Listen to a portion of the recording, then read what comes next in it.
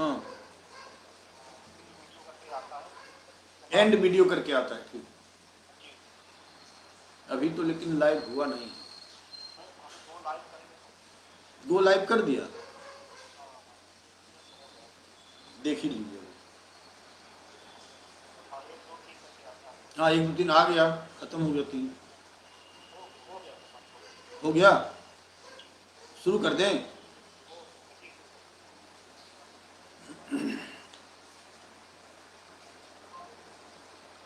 राज्य शैक्षिक अनुसंधान एवं प्रशिक्षण परिषद,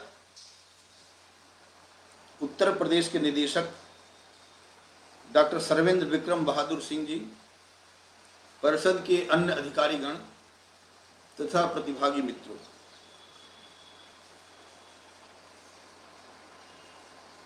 मैं आज एक विशेष विषय पर आपसे संवाद करना चाहता हूं। देखने में यह विषय बहुत ही नगण्य जैसा आपको प्रतीत होगा, पर भाषा की दृष्टि से इसका बड़ा महत्व है। मेरे मन में यह विचार क्यों आया कि मैं आपसे हिंदी की वर्तनी की समस्याओं के बारे में बात करूं, तो इसके पीछे मेरा दीर्घकालीन अध्यापन अनुभव है। मैंने विश्वविद्यालय में अध्यापन कार्य करते समय छात्रों की इन समस्याओं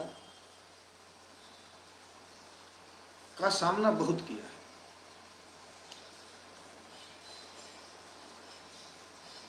और इधर यह मेरी तीव्र इच्छा इस विषय पर बात करने के लिए इसलिए भी हुई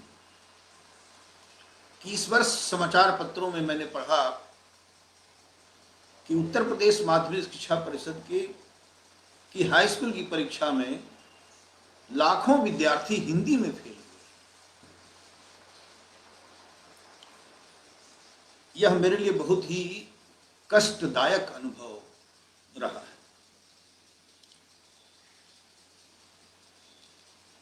हिंदी में अनुत्तीर्ण होना,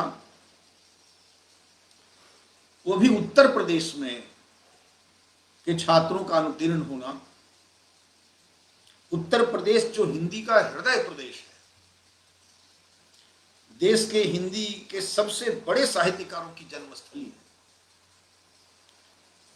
हम सब जानते हैं कि मध्यकाल के गौरव कबीर, जायसी, सूर, तुलसी का संबंध उत्तर प्रदेश से ही रहा।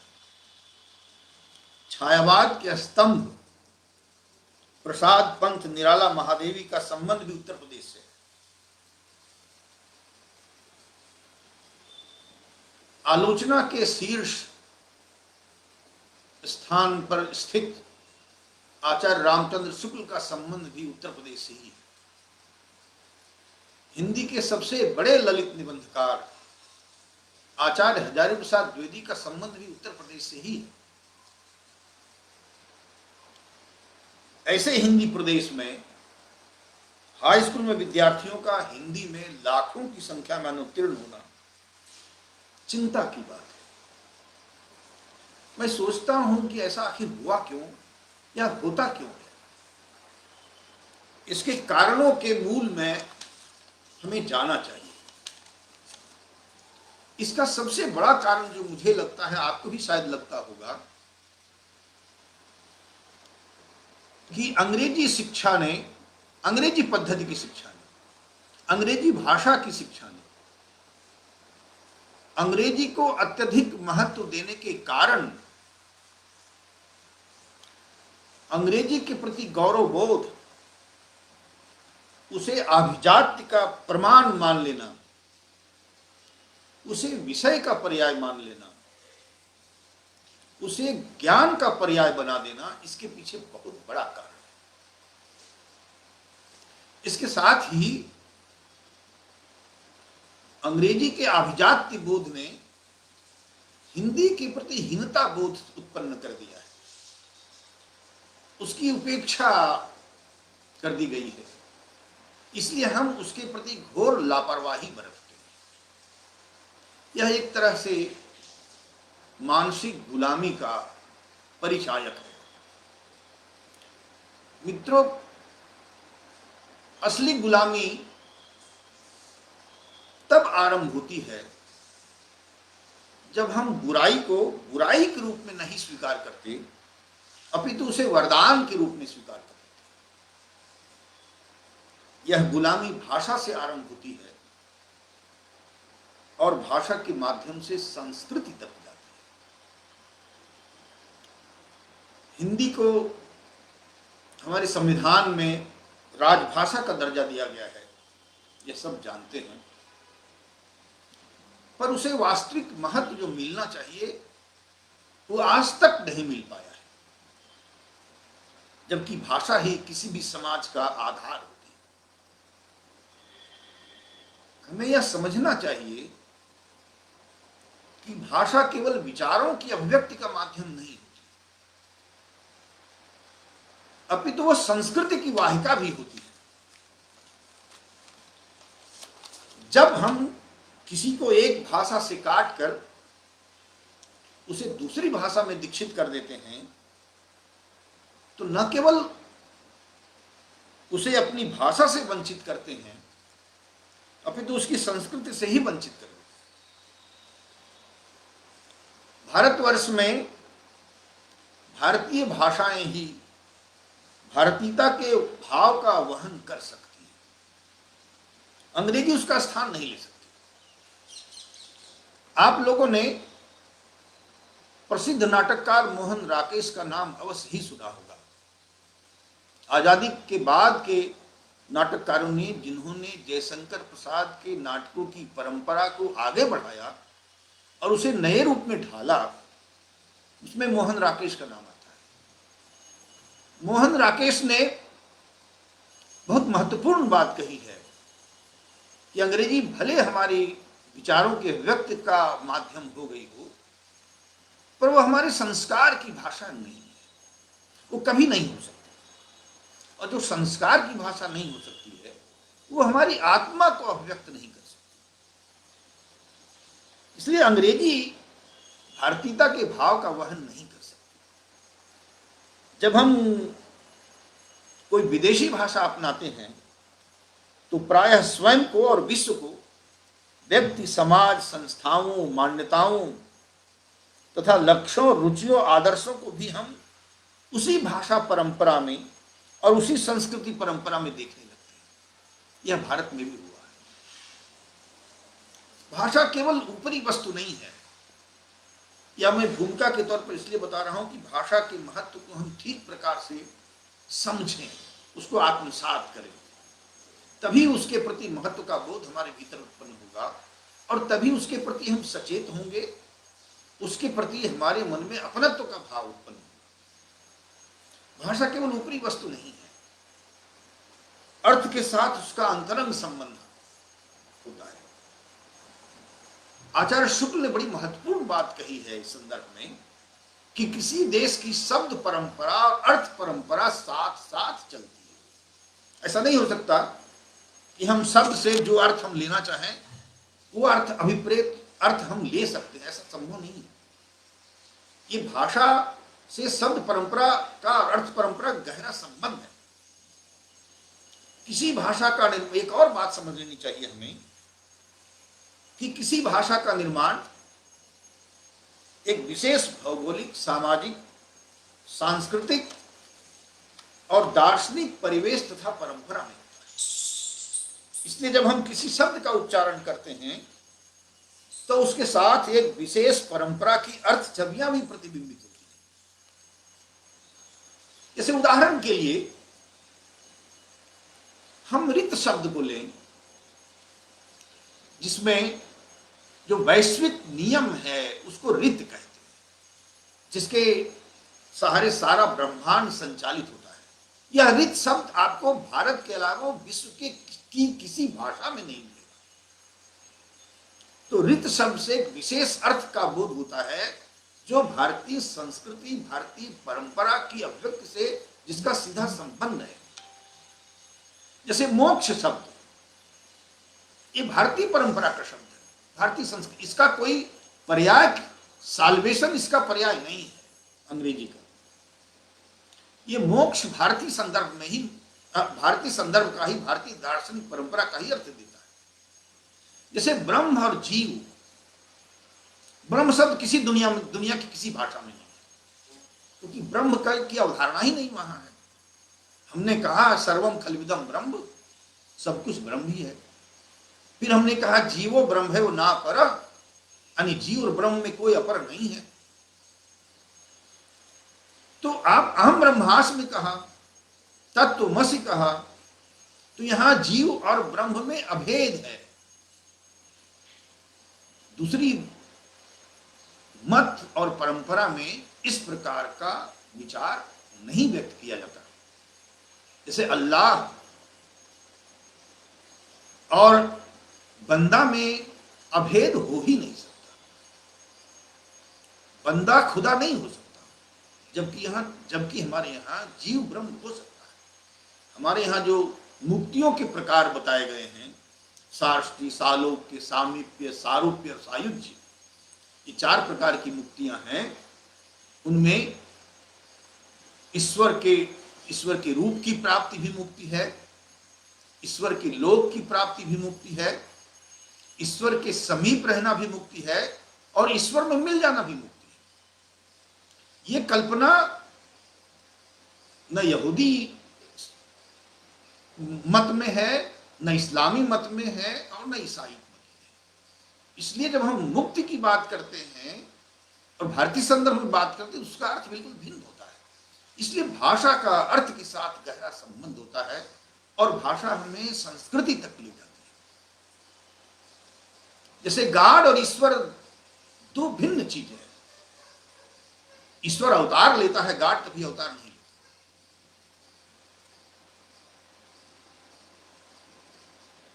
राम, कृष्ण, निक्सन, मोहम्मद, अकबर से अलग अलग अर्थ की अभिव्यक्ति होती है। फिर एक बात और हमें समझनी चाहिए कि भाषा अपने आप को पहचानने का साधन होती है। भाषा के बिना हमारी अस्मिता की पहचान नहीं होती। और अगर आज हम, भाषा अनिवार्यतः उसके साथ जुड़ी होती है, अस्मिता के साथ। आज अगर हम किसी समाज को उसकी भाषा से काट दें, तो इतना ही नहीं है कि उसकी एक भाषा छीनकर हम कोई दूसरी भाषा दे देते हैं, हम उसकी अस्मिता को ही खंडित कर देते हैं। इसलिए अज्ञेय कहते हैं, सच्चिदानंद हीरानंद वात्स्यायन अज्ञेय, नाम आप सबों ने सुना होगा,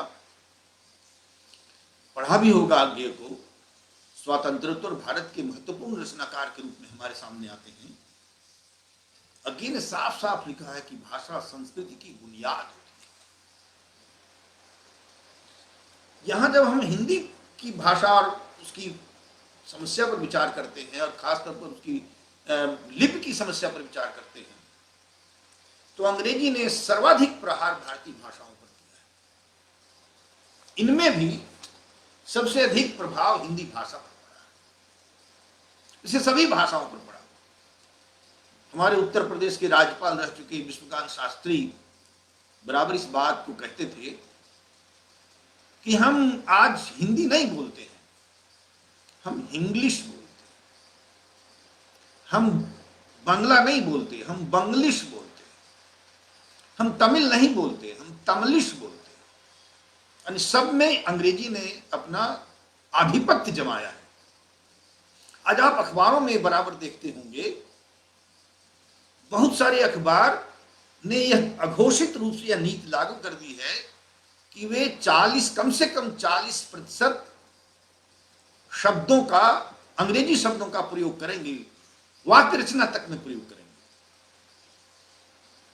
इसके बहुत सारे उदाहरण देंगे, इस पर बहुत लोगों ने लिखा भी है। अनावश्यक रूप से उसका प्रयोग करते हैं, जहां उसकी आवश्यकता भी नहीं। वाक्य रचना को भी इसलिए प्रभावित कर दिया है, उसके आधार से अर्थ। जैसे एक छोटा सा मैं उदाहरण देता हूं, हमारी वाक्य रचना अलग है और अंग्रेजी की वाक्य रचना अलग है। पर अब आप देखिए, एक वाक्य है, डॉक्टर्स वेंट ऑन स्ट्राइक।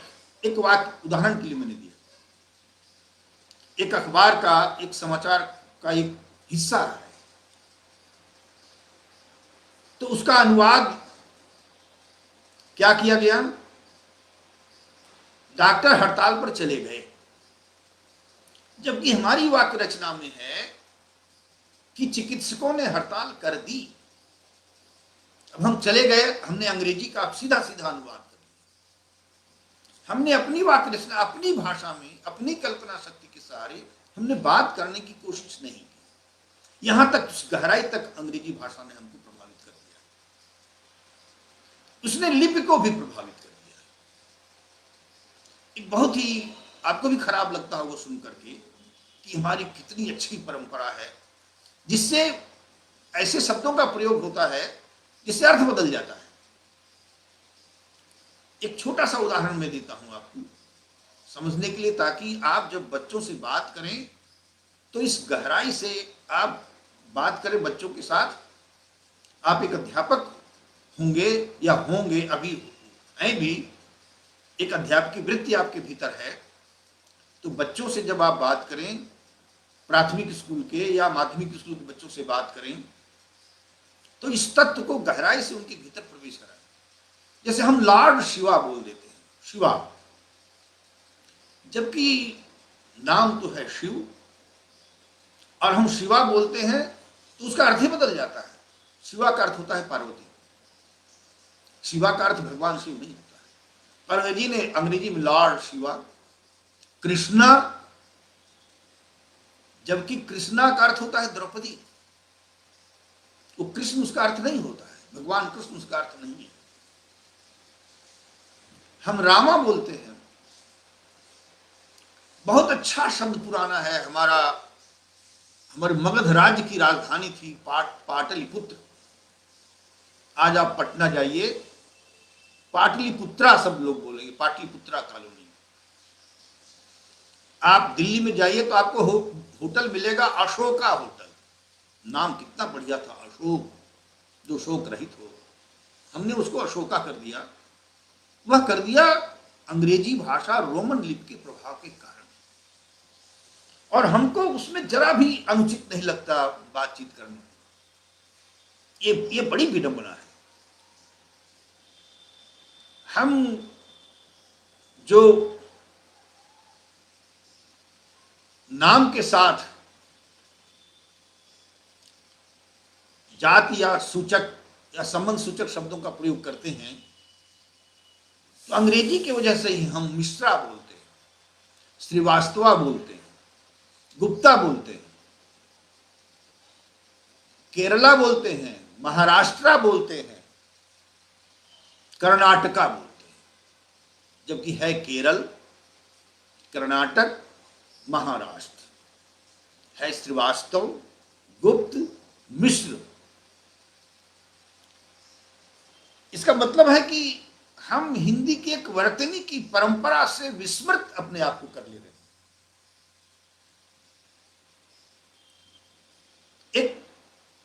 मैं छोटा सा एक इसी में संस्मरण सुनाऊं। मैं एक दुकान पर दवा खरीदने गया था,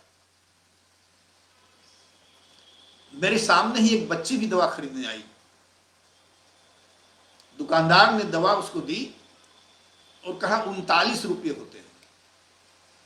वह लड़की दुकानदार का मुंह देखने लगी, तो मैंने धीरे से उस बच्ची से कहा 39। ओ यस यस अंकल यस।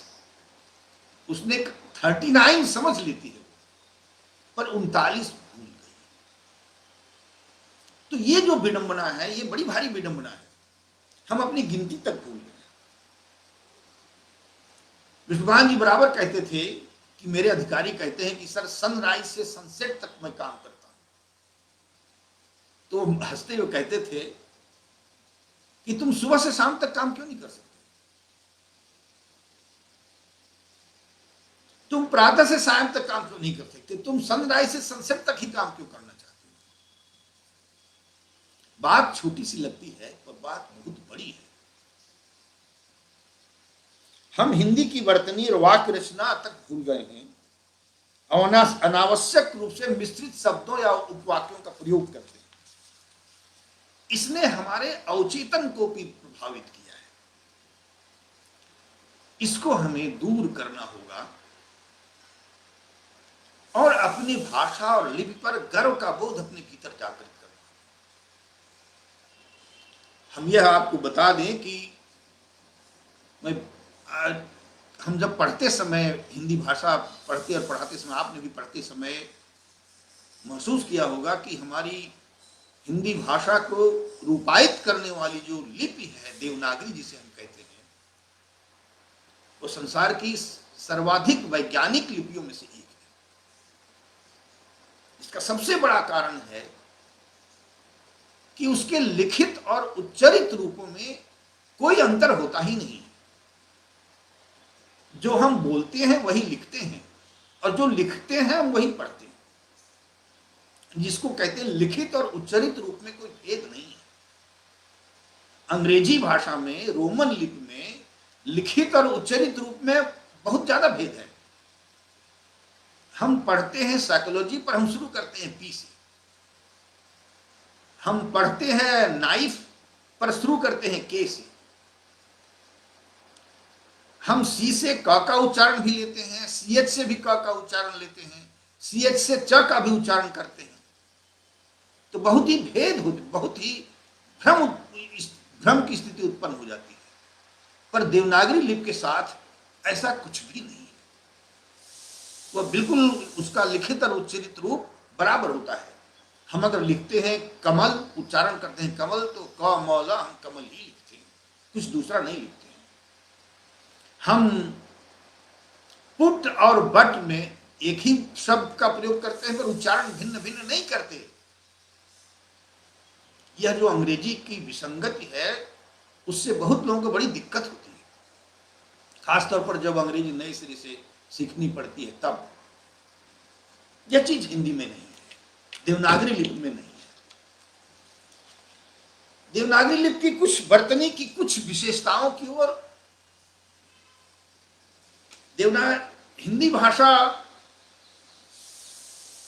एक ऐसी भाषा है मित्रों, और संसार की सभी भाषाएं दूसरी भाषाओं से शब्द ग्रहण करती हैं। हिंदी ने भी बहुत सारी भाषाओं से शब्द ग्रहण किए। उनका क्या रूप हो, हमारी जो हम जब हिंदी शब्द समूह की बात करते हैं या हिंदी शब्द संपदा की बात करते हैं, तो उसमें हमारे सामने शब्द आता है, एक परंपरागत शब्द आता है, यानी जो परंपरा से हमारी भाषा में चला आया है, जिसमें सबसे पहला शब्द है तत्सम। तत् मने वह, सम मने समान, उसके समान, यानी जो संस्कृत के समान शब्द उच्चरित हों और उनका उसी रूप में लिखा उसे जाए, वे शब्द तत्सम कहलाते हैं। यानी सामान्य भाषा में कहें तो जो शब्द सीधे संस्कृत से हिंदी में चले आए हैं, उन्हें हम तत्सम कहते हैं। जो शब्द संस्कृत से उत्पन्न है, उन्हें हम तद्भव कहते हैं। तत्सम शब्दों में कोई उदाहरण देने की जरूरत नहीं। ईश्वर है, ब्रह्म है, जीव है, माया है, कृष्ण है, राम है, बहुत सारे शब्द। जो कुछ ऐसे भी शब्द हैं जो संस्कृत से उत्पन्न हुए हैं, जैसे घोड़ा है तो संस्कृत के घोटक शब्द से बना है, जैसे कान है तो कृष्ण से बना है। इस तरह के बहुत सारे शब्द हैं, उनको हम तद्भव शब्दों की श्रेणी में रखते हैं। कुछ ऐसे शब्द हैं जो लगते तो तत्सम जैसे हैं, पर वो तत्सम होते नहीं हैं, उनको तत्समाभास कहते हैं। और कुछ आधे तत्सम के समान लगते हैं, उसको अर्ध तत्सम कहते हैं। और कुछ ऐसे शब्द हैं जो आधुनिक काल में निर्मित किए गए हैं, जैसे इंजीनियर के तर्ज पर अभियंता निर्मित किया गया है, महाविद्यालय बनाया गया है, या मिथ से मिथक शब्द बन गया है। तो आधुनिक काल में शब्द हैं। कुछ शब्द विदेशी भाषा के हमारे में, जिसमें अंग्रेजी बहुतायत के साथ है। अंग्रेजी है, अरबी है, फारसी है, तुर्की है, जापानी है, रूसी भाषा के शब्द हैं, पुर्तगाली भाषा के शब्द हैं, फ्रेंच भाषा के शब्द हैं जिनको विदेशी शब्द कहते हैं। कुछ ऐसे शब्द हैं जिनकी व्युत्पत्ति का हमें पता नहीं है, उनको हम लोग अज्ञात मूलक कहते हैं, इन्हीं को देशज भी कहा जाता है। जैसे लोटा और डोरी, इसकी व्युत्पत्ति हमको नहीं मालूम। जूता की व्युत्पत्ति हमको नहीं मालूम, क्योंकि संस्कृत में शब्द है उपाना। जैसे गोड़ की व्युत्पत्ति हमको नहीं मालूम है, संस्कृत में शब्द है पाद और हिंदी में उसका अर्थ, उसका तद्भव रूप होगा पैर। पर गोड़ शब्द कैसे बना, हमको उसकी व्युत्पत्ति आज तक भाषा वैज्ञानिक खोज नहीं पाए। तो ऐसे शब्दों को देशज कह दिया गया है या अज्ञात मूलक कहा गया। कुछ शब्द हैं जिनको दो भाषाओं के योग से मिलकर बना है, जैसे रेलगाड़ी, जैसे रेल यात्रा, जैसे पाव रोटी। तो इस तरह की दो भाषाओं से ऐसे शब्दों को वर्ण संकर शब्द कहते हैं। इन शब्दों को कैसे लिखा जाए, क्या इसका लिखित रूप हो, इसकी वर्तनी क्या हो, तो इसमें जो सबसे समस्या उत्पन्न होती है, जो जिसकी ओर मैं आपका ध्यान आकर्षित करना चाहता हूं, वह है जिन शब्दों के साथ दिक्कत होती है आपको या सभी को दिक्कत होती है, उसको हम कहते हैं यह श्रुति की समस्या। हम कैसे लिखें यह श्रुति की समस्या में का क्या रूप हो, तो उसका एक नियम है। डॉक्टर देवेंद्रनाथ शर्मा बड़े भाषा वैज्ञानिक में हैं, उनकी एक पुस्तक है हिंदी राष्ट्रभाषा की समस्या और समाधान।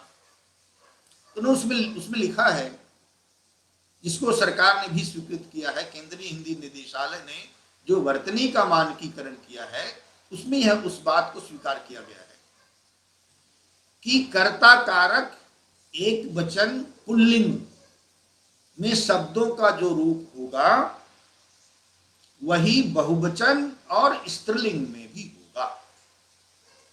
जैसे शब्द है हुआ, उसका अब एक वचन हुआ है, हुआ आस्वर है, तो उसी का बहुवचन होगा हुए। अब यहां या पर एक ही मात्रा नहीं लगेगी, उसका स्वर रूप ही प्रधान रहेगा, इसलिए हम लिखेंगे हुए। जैसे आ ए लिखेंगे हम। हुई, तो उसमें जो जिसको दीर्घ ई कहते हैं, मात्रा स्वर की दीर्घ ई, हम उसी को लिखेंगे, स्त्रीलिंग रूप वही होगा। यानी कर्ता कारक एक वचन पुल्लिंग में अगर हुआ है क्रिया में, तो वो हुए होगा और हुई होगा, हुई नहीं होगा और हुए नहीं होगा। अंतस्थ या का प्रयोग हम वहां नहीं करेंगे। यह अ और वह दोनों के साथ है।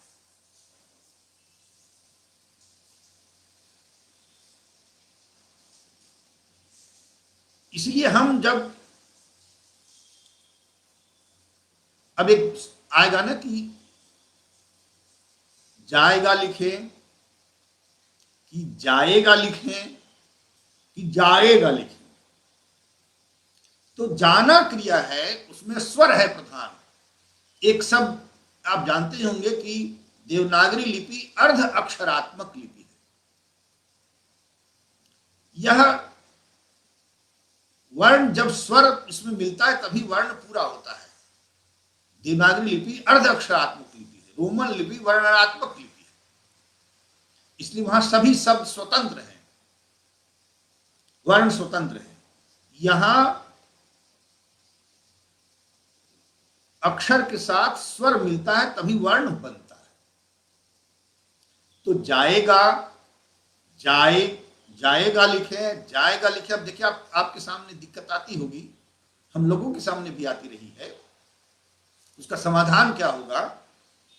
तो जाना क्रिया है तो स्वर आ है तो जाए होगा, यानी ए जो स्वर वाला ए है, आ ई ए ओ अंग, ये जो स्वर है इसमें ए का प्रयोग हम करें तो जाए लिखेंगे, और उसके सीधे धीरे से अगर भविष्य काल में जाना होगा तो गा लगा देंगे, तो जाएगा, जाएगा नहीं लिखेंगे। अंतस्थ य पर एक ही मात्रा नहीं लगाएंगे और ग नहीं लगाएंगे। एक वर्तनी में एक साफ साफ जो समस्या, यह श्रुति की समस्या, एक बड़ी समस्या आती है, सबके सामने समस्या आती है, उसके कई रूप प्रचलित हैं, पुस्तकों में भी प्रचलित हैं। इसमें एक तरह से अनियमितता है, तो इस अनियमितता में एक मानक इसका बनाया गया है। आप जब बच्चों को बताएं, अपने भी लिखें और बच्चों को भी बताएं, तो इस बात का ध्यान रखें, यह श्रुति की समस्या का समाधान इस रूप में आप करें।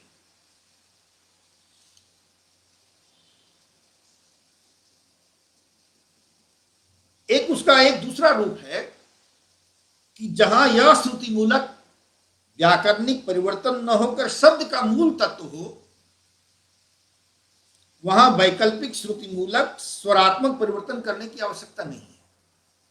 जैसे स्थाई है तो वहां य पर ई, दीर्घ ई की मात्रा लगेगी, अंतस्थीय पर जिसको कहते हैं। य और अलावा हम पढ़ते हैं ना, उसको अंतस्थीय कहते हैं। अव्ययी भाव, दायित्व, तो यहां मूल शब्द है, इसमें दायित्व में ई स्वर वाला प्रयोग आप नहीं करें, नहीं लिखा जाएगा। एक और समस्या आती है कि हमारे सामने दो रूप हैं शब्दों के, कभी कभी अक्षरों के आ जाते हैं। जैसे हम त्र शब्द का प्रयोग करते हैं, कभी कभी आप देखते होंगे त में नीचे रेफ लगा दिया जाता है, ये गलत प्रयोग है। जो पारंपरिक त्र है उसी का प्रयोग हमें करना चाहिए। श्र में भी जो पारंपरिक श्र है उसी का प्रयोग करना चाहिए। तालब विषय में रेफ लगा हम कर उसका प्रयोग नहीं करें। एक हमारे सामने बड़ा संकट आता है जब द्वित्व वर्ण हमारे सामने आते हैं। द्वित्व वर्ण की एक समस्या का समाधान भारत सरकार ने निकाला है, और हालांकि वह रूप अभी प्रचलित नहीं है, परंपरागत रूप प्रधान है। जैसे चिट्ठी हम लिखते हैं या चिट्ठियां लिखते हैं, तो चिट्ठी में ट के नीचे ठ लगा देते हैं। उसका अर्थ लोग क्या समझते हैं कभी कभी कि ठ हलंत है, ट पूर्ण है। ऐसा है नहीं। चिट्ठी में ट हलंत है, त्र आप जिसको हम सुविधा के लिए कहना चाहें तो कह सकते हैं, ट उसमें आधा है, ठ पूरा है। तो चिट्ठियां जब हम लिखेंगे तो च लिखें, अगर लिख सकते हैं तो ट ठ के नीचे लिख के समझना चाहे समझ सकते हैं, और नहीं तो ट के नीचे हलंत लगाएं और ठ के ऊपर ई की मात्रा लगाएं। ऐसा हम लिखें, तब वर्ण स्पष्ट हो जाएगा। जब वर्णों को तोड़ेंगे उच्चारण के आधार पर तो स्पष्ट हो जाएगा। दूसरा, पर जब मूल तत्सम शब्द हम लिखेंगे तो शब्दों का परंपरागत रूप ही हम लिखेंगे, उसको हम अपनी ओर से नहीं तोड़ेंगे।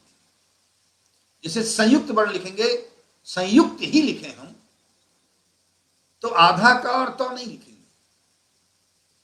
हम त के रूप में जैसा लिखा जाता है हम वैसे लिखेंगे। अब सुविधा मेरे पास है नहीं, मैं आपको लिख के दिखाता, पर मेरी बात, इसे चिन्ह हम लिखें, जो परंपरागत तत्सम शब्द आते हैं उसमें ह न मिला हुआ है। आज हम सुविधा की दृष्टि से च के ऊपर ह्रस्व की मात्रा लगाते हैं, ह में हलंत लगाते हैं और न लिखते हैं, वो भी सही है। पर जहां संस्कृत के वर्ण का परंपरागत शब्द का सवाल आता है, उसमें ह में न मिला हुआ, आजकल कंप्यूटर में भी आ गया है उस तरह का शब्द, तो हम लिखें तो उसी रूप में उसको लिखेंगे। जैसे विद्या है तो द्योग एक अलग अक्षर के रूप में हमारे सामने है, हम उसी का प्रयोग करेंगे। हम कभी कभी लिख देते हैं, व में ह्रस्व ई की मात्रा, द में हलंत लगा देते हैं, अंतस्थ य लगाते हैं, आकार लगा देते हैं। विद्या है वो सही है, वर्ण को तोड़कर लिखा गया है, पर जहां तक संस्कृत शब्दों का प्रयोग है हम हम उसका करें तो द्य का ही प्रयोग करेंगे। कभी कभी लोग समझ नहीं पाते हैं तो द्य, घ और ध को एक ही रूप मान लेते हैं, ये गलत है। हमें इसका सूक्ष्म अंतर समझना होगा। द्य में द और य मिला हुआ है, घ एक स्वतंत्र अक्षर है कवर्ग का, और ध एक अलग अक्षर है तवर्ग का। एक और ध्यान हमें देना चाहिए, जिसे परसर्ग कहते हैं हिंदी में, या जिसे कारक चिन्ह कहते हैं। इन कारक चिन्हों को, अब संस्कृत तो संयोगात्मक भाषा है पर हिंदी वियोगात्मक भाषा है, इसलिए हम जब हिंदी की वाक्य रचना में परसर्गों का प्रयोग करें, जिन्हें कारक चिन्ह हम कहते हैं, तो शब्द के साथ मिलाकर नहीं लिखें। जैसे राम ने रोटी खाई, तो राम अलग लिखेंगे, ने अलग लिखेंगे। पर सर्वनाम जब हम का प्रयोग करेंगे उसने, तो वो मिलाकर लिखेंगे, तब ने को अलग नहीं लिखेंगे।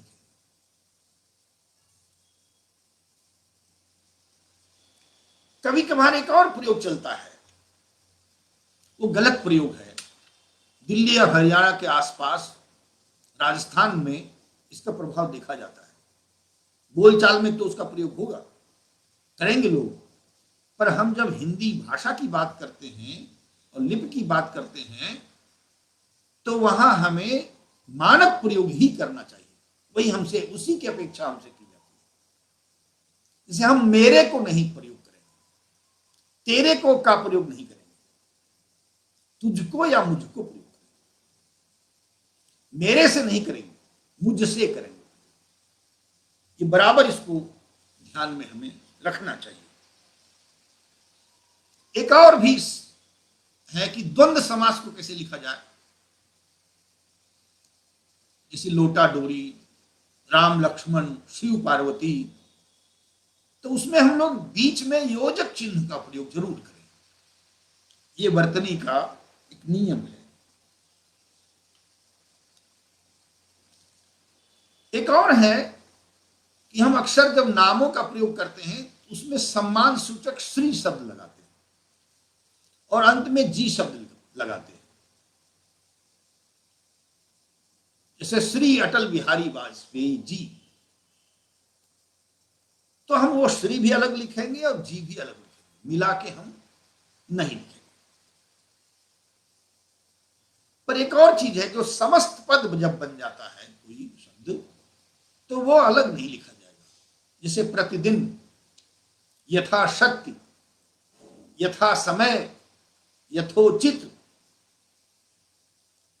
वो जब समास हो जाता है किसी चीज का, तो समस्त पद एक माना जाता है, तो हम उसको अलग अलग करके नहीं लिखेंगे। एक और बड़ी दिक्कत आती है, जिससे जो भाषा में दीक्षित है उसके सामने तो इतनी समस्या नहीं होती, पर जो भाषा सीख रहा है उसके सामने समस्या होती है। एक बड़ी समस्या हमारे सामने अनुस्वार और चंद्रबिंदु को लेकर के। ये ध्यान रखना चाहिए कि अनुस्वार तो एक व्यंजन है। हमारे यहां दो चीजें हैं, एक अनुनासिक और एक अनुस्वार। तो अनुनासिक स्वर का नासिक के विकार है एक तरह से।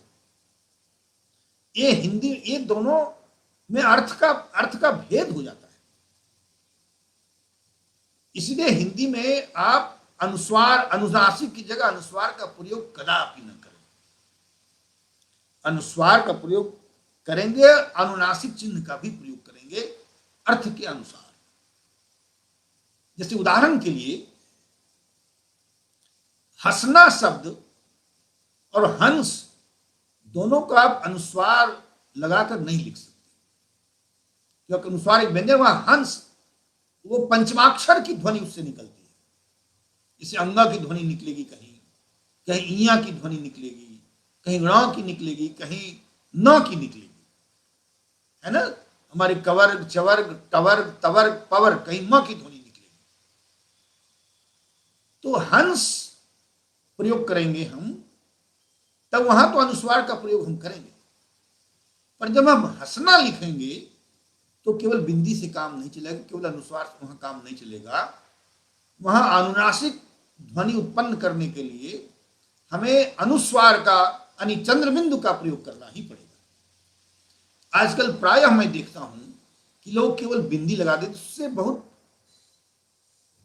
दिक्कत हो जाती है, कठिनाई उत्पन्न हो जाती है, भ्रम की स्थिति उत्पन्न हो जाती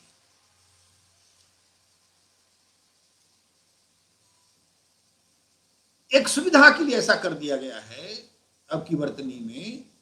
संस्कृत परंपरा में तो ऐसा नहीं है कि कंकड़ जब हम लिखते थे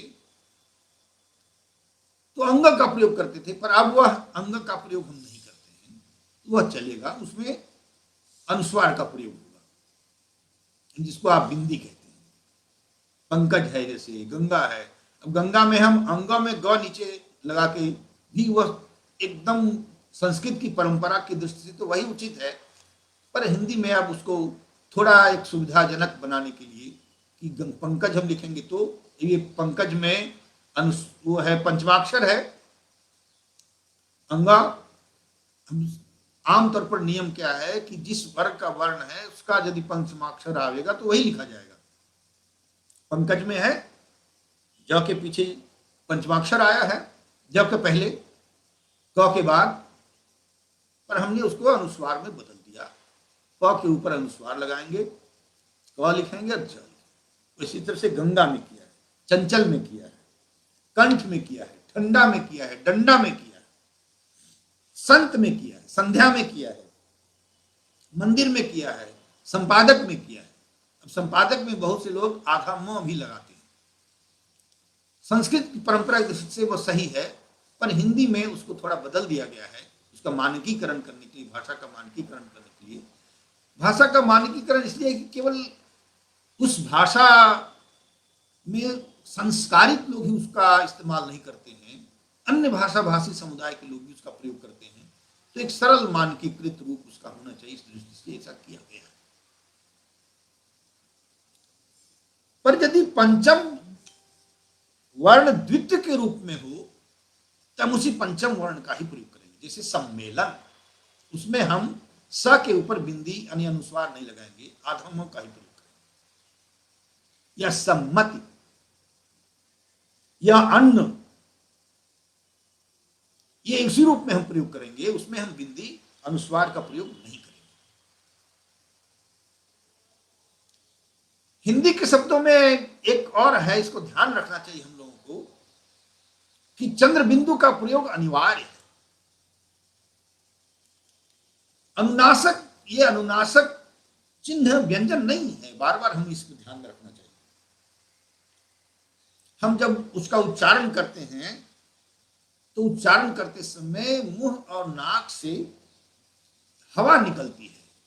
हम यही कहते हैं ना कि भाषा क्या है, तो भाषा यादृच्छिक ध्वनि प्रतीकों की वह व्यवस्था है जो उच्चारण अवयव से, यानी उच्चारण अवयवों से निश्चित यादृच्छिक, प्रायः मूलतः यादृच्छिक ध्वनि प्रतीकों की वह व्यवस्था है जिसे एक भाषा समुदाय में रहने वाले लोग अपने विचारों का आदान प्रदान करने के लिए प्रयोग करते हैं।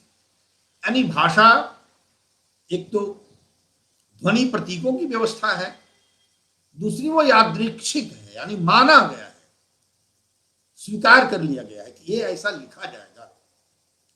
इसे एक भाषा समाज में रहने वाले लोग ही उसका प्रयोग करते हैं, अलग भाषा समाज में रहने वाले लोग अलग तरह से उसका प्रयोग करते हैं। एक और भी चीज ध्यान रखना चाहिए कि संस्कृत के जिन शब्दों में विसर्ग का प्रयोग होता है और तत्सम रूप में होता है, तो उसमें विसर्ग का प्रयोग अवश्य हम करें। जैसे दुख हम लिखते हैं तो वहां विसर्ग का प्रयोग जरूर होना चाहिए। जैसे दुखानुभूति, जरूर उसका प्रयोग होना चाहिए। पर यदि उस शब्द तद्भव रूप में प्रयोग होता हो तो विसर्ग की जरूरत नहीं, जैसे सुख दुख के साथ। फिर और एक है, बहुत सारे तत्सम शब्द हमारी हिंदी भाषा में ऐसे आए हुए हैं जिनके अंत में विसर्ग का प्रयोग होता है, तो हमें भी विसर्ग का प्रयोग करना होगा। जैसे अतः है, पुनः है, यहां हम उसके जगह पर ह या का प्रयोग नहीं कर सकते। जैसे वस्तुतः है, क्रमशः है, तत्वतः है, मूलतः है, पूर्णतः है।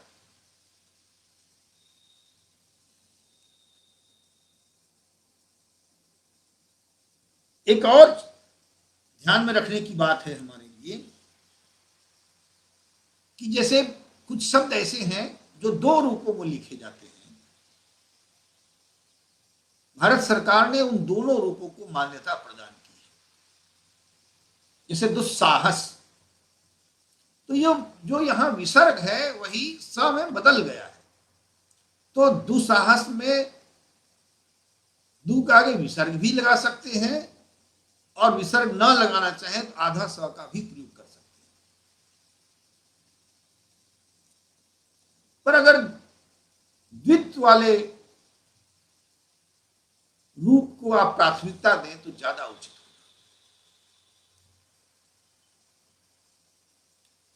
एक शब्द आता है जैसे अंतःकरण है, अंतःपुर है, दुस्वप्न है, तो वहां हम विसर्ग का ही प्रयोग करेंगे। वहां हम दुस्वप्न, अंतःकरण ऐसा नहीं लिखेंगे। प्रातः काल, तो वहां विसर्ग रूप ही मान्य है, वही होगा।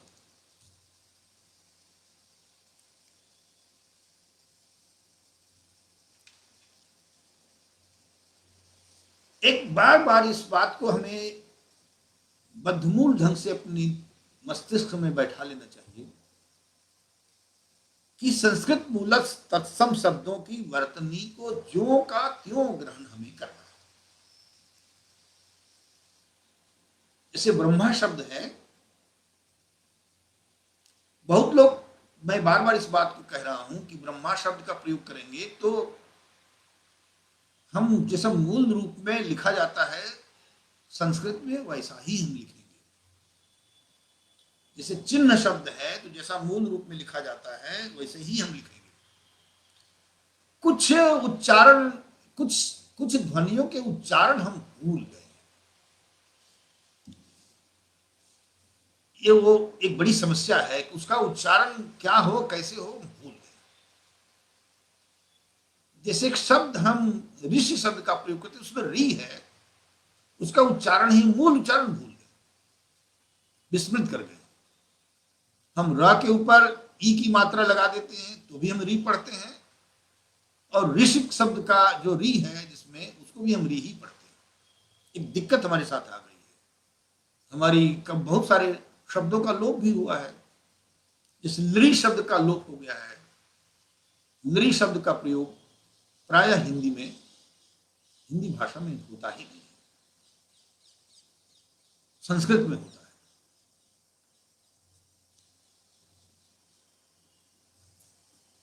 एक और है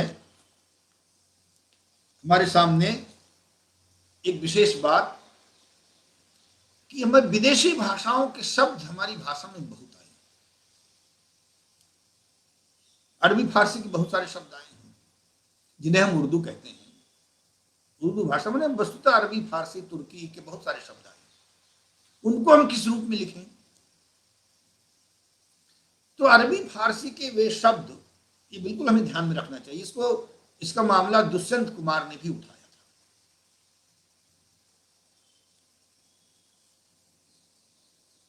कि जो हिंदी भाषा के अंग बन गए हैं, हिंदी के,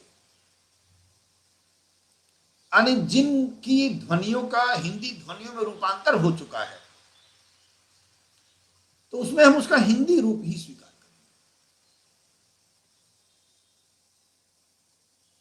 जैसे गजल शब्द हम लिखते हैं तो हम नुक्ता का प्रयोग उसमें नहीं करते। दुष्यंत कुमार ने अपनी गजलों में इसका प्रयोग किया था, नुक्ता को हटा के लिखा था, तो तमाम उर्दूदार लोगों ने इसका विरोध किया था। तो दुष्यंत कुमार ने जवाब दिया था कि उर्दू वाले जब संस्कृत शब्दों का प्रयोग अपने ढंग से कर सकते हैं तो हम क्यों नहीं कर सकते? जैसे उर्दू वाले देखिए ब्राह्मण शब्द का प्रयोग नहीं करते, वह बराबर कहीं अपने शेर व शायरी में वो शब्द प्रयोग करते हैं विरहमन। विरहमन तो ब्राह्मण का बिगड़ा हुआ रूप है।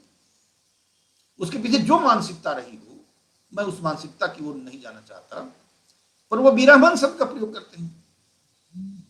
वह समुद्र शब्द का प्रयोग नहीं करते, समंदर शब्द का प्रयोग करते हैं। तो वो सब्र तो प्रयोग करते हैं, पर ब्रह्म शब्द का प्रयोग नहीं करते, ब्राह्मण शब्द का प्रयोग नहीं करते, विरहमन शब्द का प्रयोग करते। कभी वो उच्चारण नहीं कर सकते। कर सकते हैं, अगर सब्र का कर सकते हैं, हिज्र का कर सकते हैं, खिज्र का कर सकते हैं, तो ब्राह्मण भी कर सकते हैं, पर ऐसा नहीं करते हैं। उन्होंने बदल दिया। तो अगर हम जो हिंदी ध्वनियों का अंग बन चुके हैं, कोई शब्द बन चुके हैं, तो उसको हम उस रूप में प्रयोग क्यों नहीं करेंगे? हाँ, जहां अर्थ में अंतर आता है वहां हम शब्दों का मूल रूप लिखेंगे। जैसे ही फारसी की 5 ध्वनियां आई हैं हिंदी में, क ख ग ज फ, बड़ा आम तो पर आप भी जानते हो। क के नीचे हम बिंदी लगाते हैं, ग के नीचे बिंदी लगा, नुक्ता उसको बोलते हैं, नुक्ता लगाते हैं, ज के नीचे लगाते हैं, इसे हम जमीर का प्रयोग करते हैं। अब एक शब्द ऐसा है, जैसे जलील शब्द है, जलील नीचे हम जब बिंदी नहीं लगाते हैं तो उसका अर्थ हो जाता है महान, और जो जलील के नीचे नुक्ता लगा देते हैं तो उसका अर्थ हो जाता है अधम। तो वहां तो हमको, अगर हम जिस अर्थ का बोध, जैसे अहमद जलील नाम है तो अर्थ होगा अहमद महान, वहां उस अर्थ में वो प्रयोग, जलील शब्द का प्रयोग है। तो एक होता है जलील का उच्चारण करते हैं, जलील, तो जलील का अर्थ होता है नीच या अधम। जैसे खाना, खाना के नीचे अगर नुक्ता हम लगा देते हैं तो उसका अर्थ हो जाता है सरदार या अमीर। राज का प्रयोग करते हैं तो वहां हम बिंदी लगाएंगे, क्योंकि उसका अर्थ बदल जाता है, वो होता है रहस्य, राजकाज की तरह हम उसका प्रयोग नहीं करेंगे। फिर एक चीज और है, अंग्रेजी के जो शब्द आए हमारे यहां, आप सब जानते भी, प्रयोग करते भी हैं, फिर भी मैं बता दूं आपको कि वो ध्वनि का जो अंग्रेजी की वो ध्वनि आई, इसे हम लिखते हैं कॉलेज,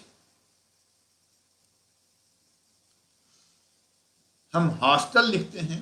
ये दोनों अंग्रेजी के शब्द हैं जो हमारे यहाँ हैं, और बहुत धड़ल्ले से इसका प्रयोग हम अपनी भाषा में करते हैं। तो जब हम कॉलेज लिखेंगे तो ओ का उच्चारण, अब आ लिखेंगे तो गलत उच्चारण हो जाएगा, इसलिए उसके ऊपर अर्धचंद्राकार लगाते, बिंदी नहीं देंगे उस पर, यानी चंद्रबिंदु का प्रयोग नहीं करेंगे, केवल अर्धचंद्राकार का प्रयोग करेंगे।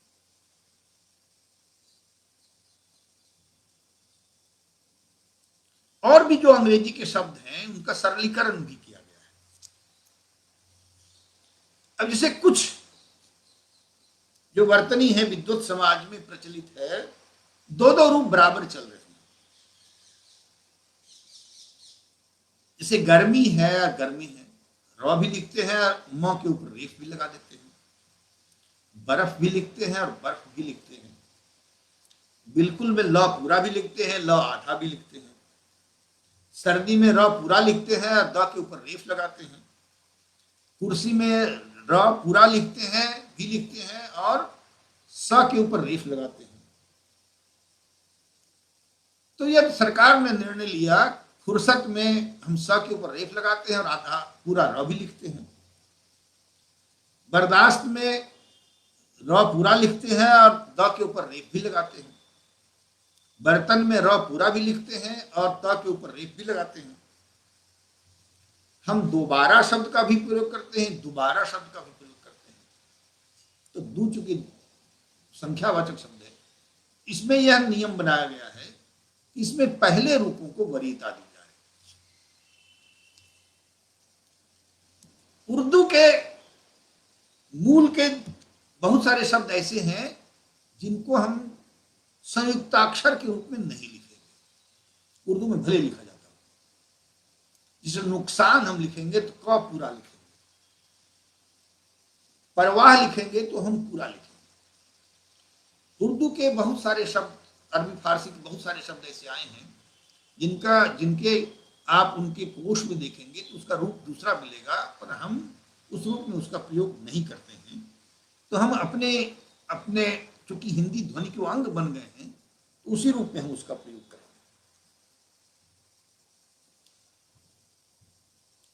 बहुत सारे जो मानक शब्द संस्कृत के हैं, जैसे महत्व, अब तत्व है, महत्व है, तत्व और महत्व में द्वित्व है, ये माने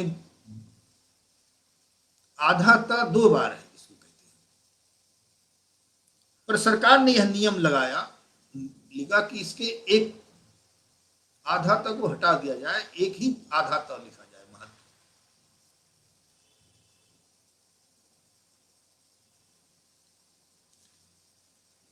अब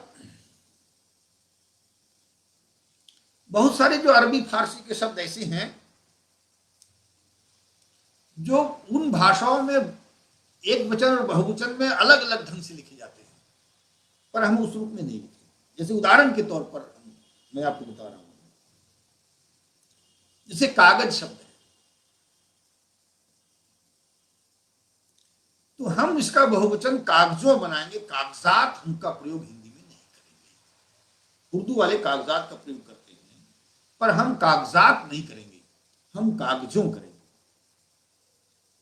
जैसे हम अगर किताब शब्द है तो हम किताबें लिखेंगे, किताबात नहीं लिखेंगे। हम जैसे किस्म शब्द है तो हम किस्में का प्रयोग करेंगे, अकसाम का प्रयोग नहीं करेंगे। एक अक्सर गलती हो जाती है, दरअसल एक शब्द है अरबी फारसी का जो हमारे वहां आया है, इसका अर्थ ही है असल में। बहुत से लोग प्रयोग कर देते हैं दरअसल में, ये गलत प्रयोग है। एक और भी ध्यान रखते हैं, बहुत अक्सर त्रुटि होती है, बावजूद के बाद भी का प्रयोग नहीं करना है। अक्सर लोग बावजूद के बाद भी का प्रयोग कर देते हैं, जो कि गलत है वर्तनी की दृष्टि से।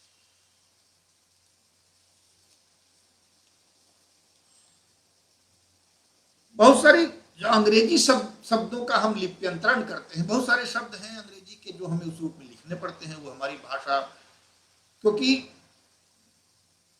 शब्द है पद और पदार्थ।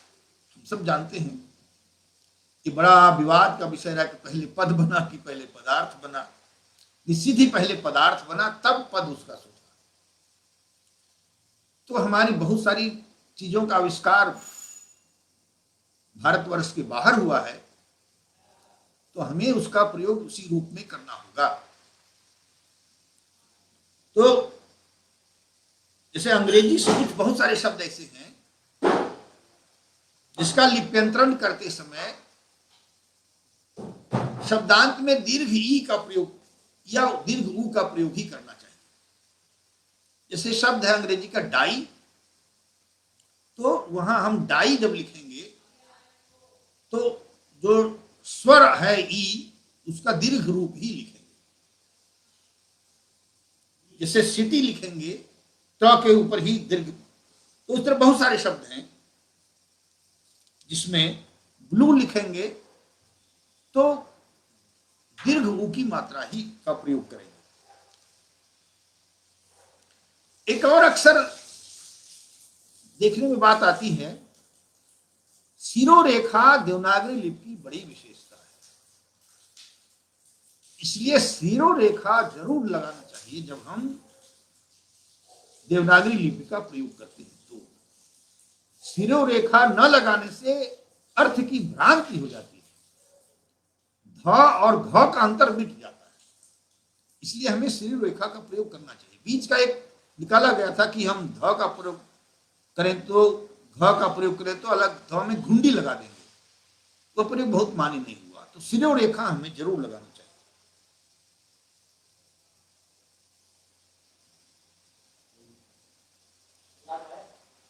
और एक और बात है जो अक्सर मैं, जो किताबें दिल्ली में छप रही हैं उसको जब मैं देखता हूं, पढ़ता हूं, उसमें जब हम हिंदी का प्रयोग करते हैं तो अंग्रेजी के विराम चिन्हों का प्रयोग उसमें जो स्वीकार कर लिए गए हैं, महाप्रसाद द्विवेदी ने विराम चिन्हों के प्रयोग पर बड़ा बल दिया था, स्वीकार कर लिए, उनका तो प्रयोग करेंगे, पर हम जैसे जब हम पूर्ण विराम चिन्ह का प्रयोग करेंगे तो उसमें बिंदी हम नहीं लगाएंगे, जो अंग्रेजी लिखते समय जिसको हम फुल स्टॉप कहते हैं, हम खड़ी पाई का ही प्रयोग करेंगे।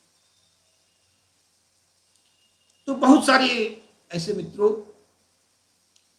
बहुत सारी ऐसी चीजें हैं, त्रुटियां हैं जो हमसे हो जाती हैं शब्दों के, और कुछ चीजें बहुत ही संक्षेप में हमारे ध्यान में आई हैं। वो हमारे असावधानी के कारण बहुत सारी चीजें हमसे छूट जाती हैं, अवज्ञा से छूट जाती हैं, हमारी असावधानी से चीजें छूट जाती हैं। उसका प्रयोग हमें ठीक से करना चाहिए। इस वजह से भी हम लोगों ने उत्तर पुस्तिकाएं जांचते समय जो भाषा की ये जो छोटी छोटी त्रुटियां होती रही हैं, इसको हमें स्नातक और स्नातकोत्तर स्तर के बच्चों में भी बहुत देखा है, इवन जो शोधरत छात्र हैं उनमें भी देखा है। एक और प्रयोग जो मैं आपको बताना चाहता हूं, जो खास तौर पर पूर्वी उत्तर प्रदेश के संबंध रखने वाले जो लोग हैं उनमें त्रुटि बहुत ज्यादा होती है, इसमें ने चिन्ह का प्रयोग। आमतौर पर हम सब जानते हैं कि भूतकाल में ने चिन्ह का प्रयोग होता है। राम ने रोटी खाई, मैंने दवा खाई, मैंने कहा। आमतौर पर मैं पढ़े लिखे लोगों को, जो अध्यापक रहे हैं, उन लोगों के मुंह से जब मैं सुनता हूं तो मुझे चिंता हो जाती है। वो बोलते मैं कहा हूं, ये गलत प्रयोग है, एक सामान्य त्रुटि है। आप ऐसा कभी नहीं करें और बच्चों के सामने ऐसा कभी न बोलें, क्योंकि बच्चे भाषा का अनुकरण करते हैं, अनुकरण से ही सीखते हैं। आपके मुंह से जो सुनेंगे, आपको लिखते हुए जो देखेंगे कक्षा में, वो उन्हीं का प्रयोग करेंगे। आप इस संदर्भ में बहुत ही सचेत रहें। लिंग के प्रयोग में, वचन के प्रयोग में, कारक चिन्हों के प्रयोग में, उन सब पर यहां बात करने का अवकाश नहीं है, समय नहीं है। पर इन सब में बड़ी त्रुटियां होती हैं, खासतौर पर ने चिन्ह के प्रयोग की त्रुटियां मैं अक्सर देखता हूं। फिर और एक चीज मैंने देखी है, लोग व्यक्तिवाचक संज्ञा को भी बिगाड़ कर बोलते हैं। उसको आप बिगाड़ कर न बोलें। जैसे उदाहरण के लिए मैंने कई लोगों से बात करते हुए सुना है, एक आप जानते हैं उत्तर प्रदेश का, पूर्वी उत्तर प्रदेश का एक जिला है संत कबीर नगर। कई लोगों को मैंने बात करते हुए सुना, कबीर नगर हमको जाना। कबीर नगर में क्या संख्या है? मैंने कहा भाई कबीर नगर आप क्यों बोलते हैं? ये तो व्यक्तिवाचक संज्ञा है ना, एक जिले का नाम है ना। जैसे हिमालय है, जैसे गंगा है, जैसे और कोई नाम हो सकता है, उसे व्यक्तिवाचक संज्ञा है। तो उसको बिगाड़ कर हम नहीं, जो नाम है हमें उसी रूप में उसको बोलना चाहिए, उसी रूप में उसका उच्चारण करें।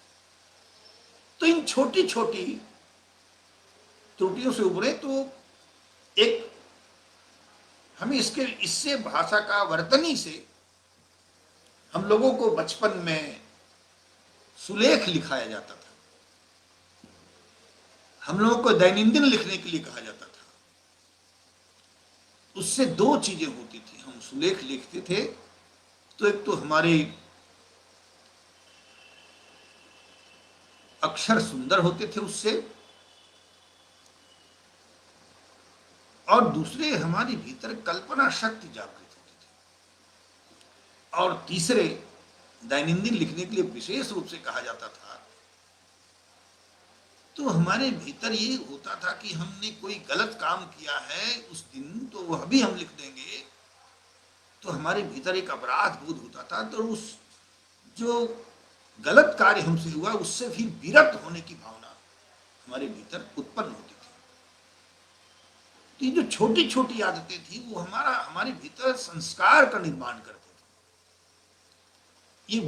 ये संस्कार का निर्माण बहुत जरूरी है। भाषा का संस्कार से गहरा संबंध है।